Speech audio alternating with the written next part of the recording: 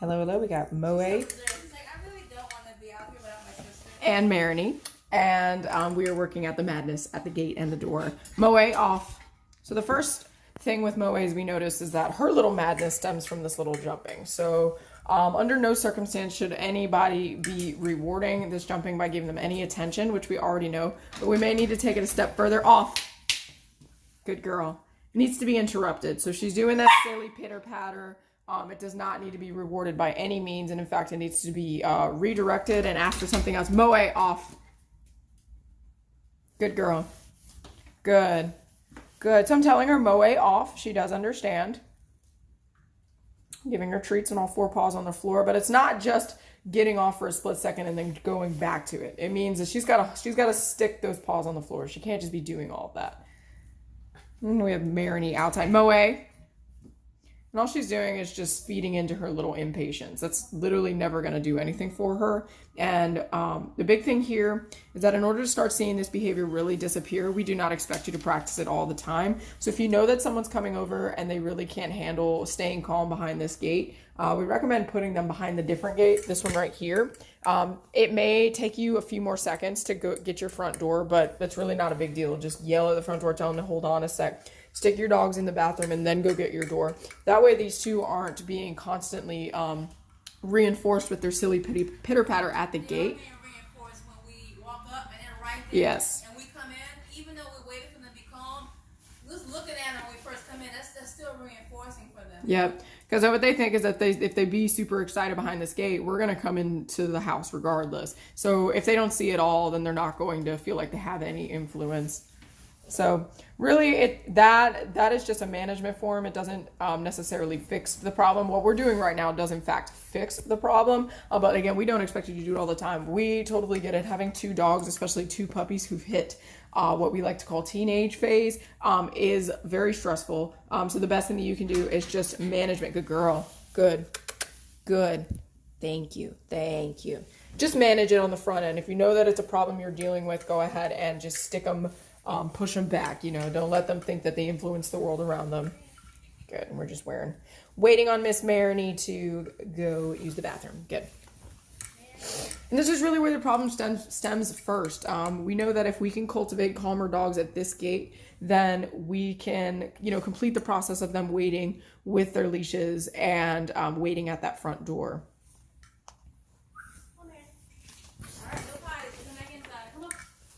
Good. All right, so Marigny's coming back inside. Moet's probably going to have a little show. And again, I'm going to interrupt it, telling her, good job. Her offering sit is fantastic. Notice I have not told her to sit not a single time. She is offering that because I'm not going to allow her to jump around. Marigny's coming in. Come on, you come in. Are you confused? She wants to stay outside. It does feel good today. Can you drop that? Good girl. Come on. Come on. Good girl. Good job. Good. Now I'm going to step on the other side of this gate because I know that that's going to be a little frustrating for Moet, but again, she's got to get over it. You wait. Wait. Good girl. Still waiting. Really key here when we practice wait, we are practicing off. Good. We are practicing with them also going through the door, but wait doesn't necessarily mean that they go through the doors. So we highly recommend practicing it both ways. Come here, girl. Yes. Good girl. You're tired. Good job. Now we do know if we create some distance from this gate, it is a little bit more difficult. So take your time, practice this one at a time if cultivating calmer dogs at the gate. Good. And then do them together. Don't stress yourself out. They will figure it out, but mostly for Moet, you're focusing on cutting out the jumping. Moet off. Good girl. Good. Good.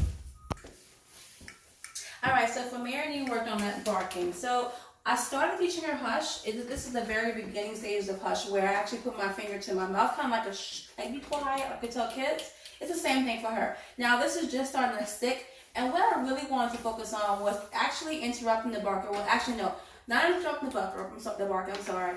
rewarding the moments where she's quiet. So instead of doing hush all the time, I really wanted to focus on making sure I caught the moments where Marigny actually wasn't barking, which is really, really important to help the success rate of hush. Now, we will get to hush as we go along with the sessions, but it's really important for you, whenever you notice that Marigny is barking, in the moment when she's quiet, you can give her this to help her out without saying nothing, just wait her out.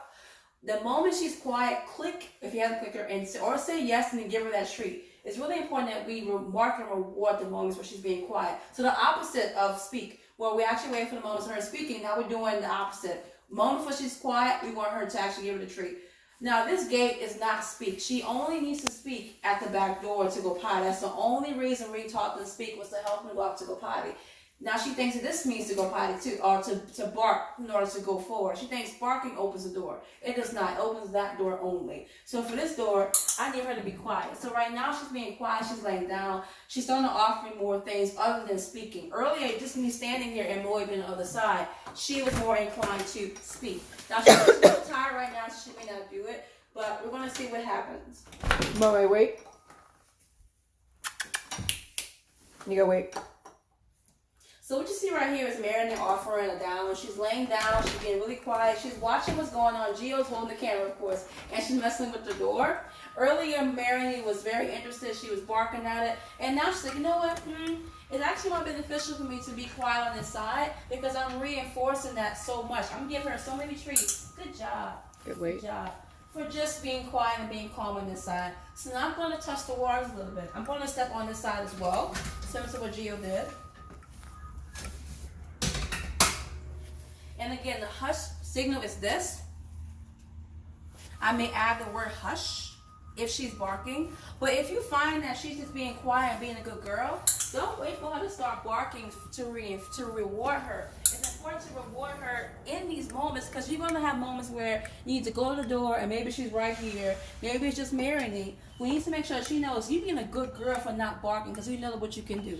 You're also being a good girl for not jumping, not barking. Maybe she's sitting instead. She's running, she's sniffing, looking for treats. So. Moe, wait.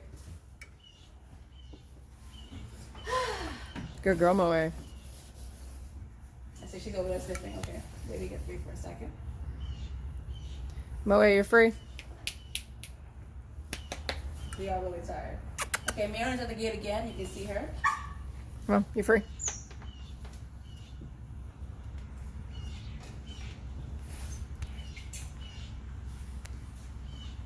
Yes, good job, good job, good job. Now in that moment, you notice that I waited out a few seconds. I gave her the hush hand signal, and then I waited maybe 5 seconds afterwards, trying to see if she was going to hold that quiet moment.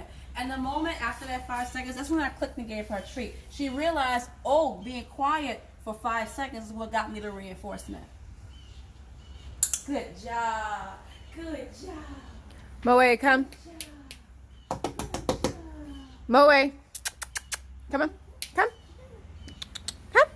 good girl. Right here, baby. Right here.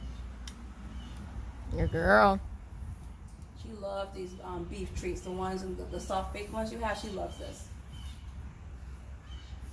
Another note I noticed is that when they're both together, Moe is jumping, Marigny is barking, and typically Marigny starts to bite on Moe. I'm frustrated, I want to go through, I want to see who's at the door faster. That's very hard. That's why Gio said to separate them as much as you can whenever I'm at this door, so you don't have both of them doing it 2 minutes, because it's really hard managing both of them. She's done. And she is done. All right, so as a quick recap, the goals here is obviously we're practicing weight. You have the entire process for your front door, including your leash. But what you need to start doing is cultivate calmer dogs at this gate. So if that means it needs to be one at a time and then together, do that. But most importantly, if you don't feel like doing it and you have someone coming over, then you need to put them behind the other gate, which is their bathroom. So you want to cut off that line of sight so they quit thinking that they influence the world. Moe, come. She's right there. Okay, good girl. Good job. Good. The other nice tidbit or tip that I would leave you with is, since we know that these are trouble areas, you need to have treats closer to handy. Maybe leave one right here on the shelf. Maybe leave one somewhere near this gate, or even maybe on this step if they don't frequent it too much, a closed Tupperware. But that is pretty much it. They're doing awesome. We'll keep chipping away at it. And again, one at a time. Just doing one at a time. See you later.